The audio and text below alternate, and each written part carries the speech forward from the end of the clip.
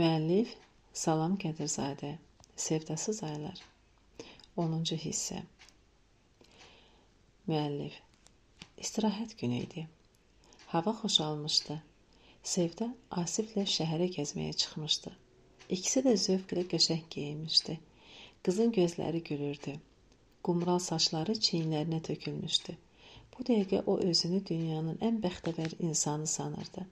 Sanki Asifi bir daha itirəcəyindən qorxurmuş kimi əlindən yapışmışdı. Beləcə qoşa addımlayırdılar. Sevda fikirləşirdi. Dünya qəribə dünyadır. İnsanlar yaxşı, insanlar var xəbis, onları tanımaq, öyrənmək çətindir.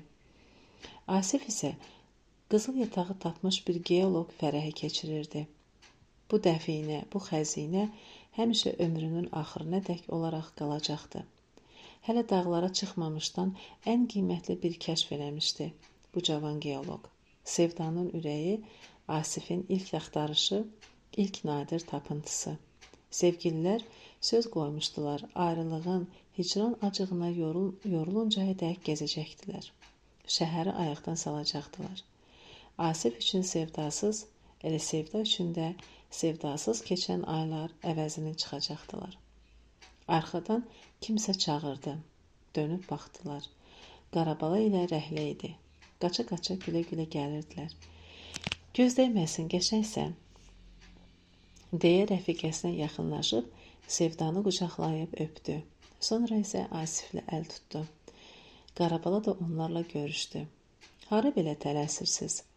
Göz dəyməsin, elə siz də bugün qəşəngsiniz, deyə Asif marağını gizlətmədi. Qarabala cavab verdi. Biz Valehgilə gedirik. Rəhlə məsələni açdı. O ərizə verib.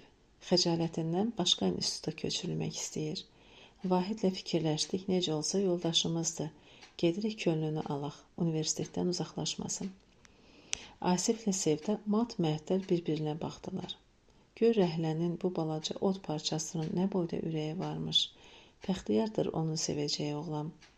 Kim bilir, bəlkə bu xoşbəxt elə Qarabala idi. Biz də sizinlə gedirik, deyə Asif Valehin vəziyyətini bir anlığa təsəvvür etdi. Hə, Sevda. Qız da bu təklifə tərəfdar çıxdı.